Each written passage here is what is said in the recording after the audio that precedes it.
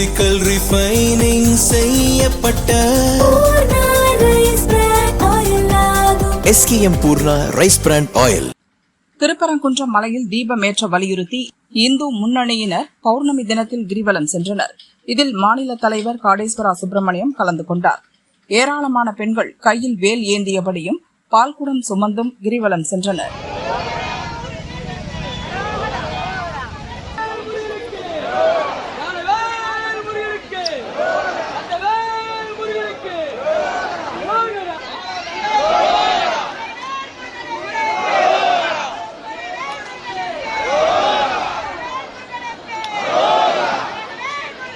தீபம் ஜோதி மேலே ஏற்றணும், தீபம் ஏற்றணும்னு சொல்லி நம்முடைய உயர் நீதிமன்றம் மதுரை கிளை ஒரு தீர்ப்பு சொல்லியிருந்தது. அன்னைக்கே இருந்த அரசாங்கமானது அந்த தீர்ப்பை நிறைவேற்றவில்லை.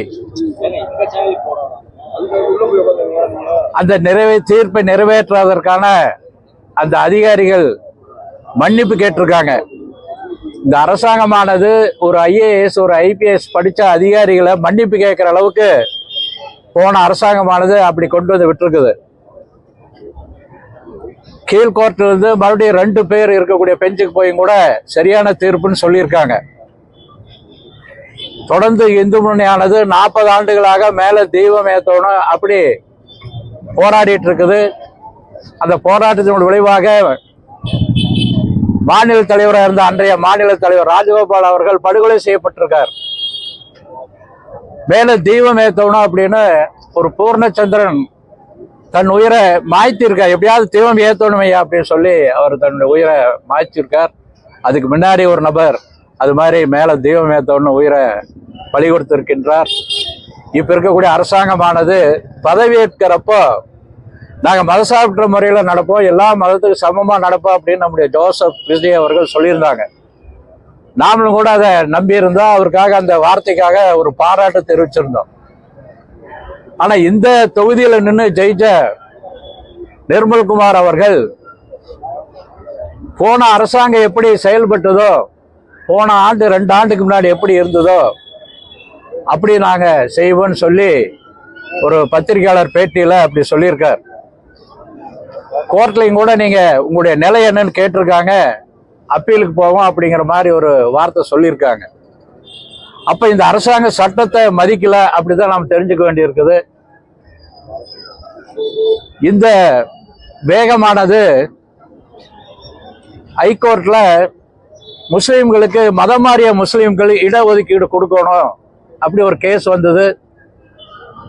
நம்முடைய ஹைகோர்ட் ஆனது அப்படி கொடுக்க முடியாது, மதம் மாறினவர்களுக்கு இடஒதுக்கீடு கொடுக்க முடியாதுன்னு சொல்லியிருக்காங்க.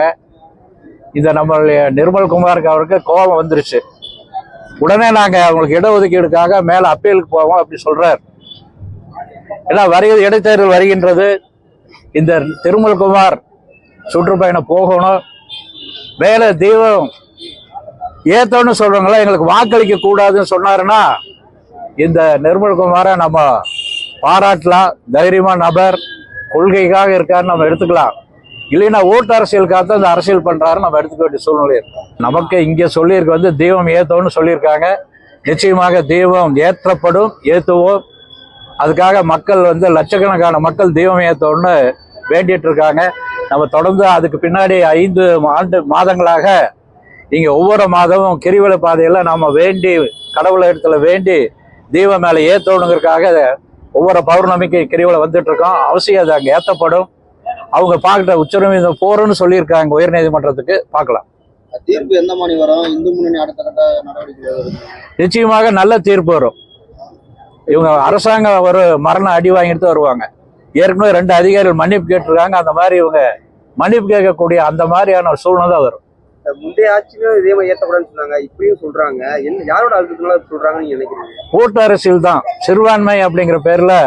ஏன்னா இப்ப இருக்க அதிகமா முதலமைச்சர் கிறிஸ்துவர், அதிகமான அமைச்சர்கள்லாம் கிறிஸ்துவர்களா இருக்காங்க. அதனால அவங்க இந்த அரசாங்கத்தை இயக்கிறத கிறிஸ்துவ அரசாங்கம் தான் நம்ம நினைக்கிறோம். கிறிஸ்துவர் தான் இதை இயக்குறாங்க. அவருக்கு ஆலோசனை சொல்றவங்க கூட அது மாதிரிதான் இருக்குது. ஏன்னா இல்லைன்னா அவர் கண்டிச்சிருக்கோம், நிர்மல்குமாரை இந்த முதலமைச்சர் கண்டிச்சிருக்கோம். இது வரைக்கும் ஒன்றும் கண்டிக்கல அப்படிங்கிறத நமக்கு ஒரு சந்தேகம்.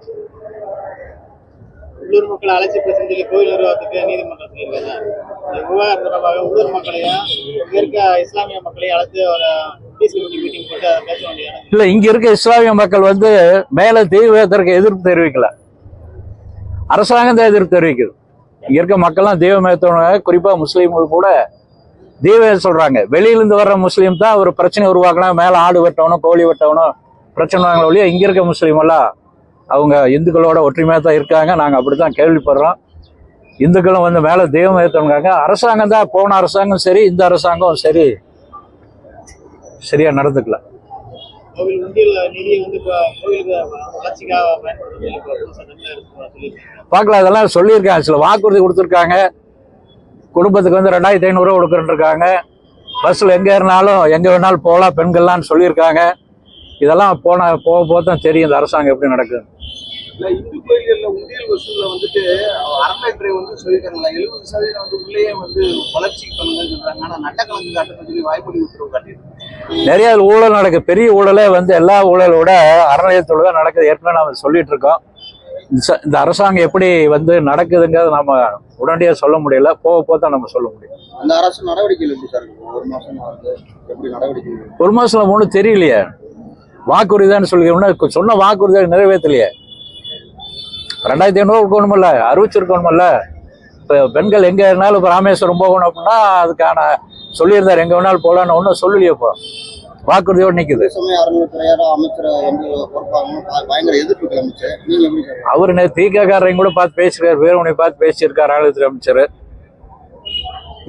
நாங்கள் கேட்டிருக்கோம் வந்து உங்களை சந்திக்கணும்னு நிறைய விஷயங்கள் இருக்குது, நிறைய கோயில்கடா இந்த மாதிரி பிரச்சனைகள் இருக்குதுன்னா அதுக்கான இன்னும் எதுவும் நேரம் கொடுக்க மாட்டேங்கிறார். அரசு பாரபட்சமா நடக்குதுன்னு சொல்றீங்களா? அதுக்கான வாய்ப்பு நிறைய இருக்குன்னு தான் நம்ம கதுறோம். அது மேல் தான் தெரியும், அப்படிதான் நினைக்கிறோம்.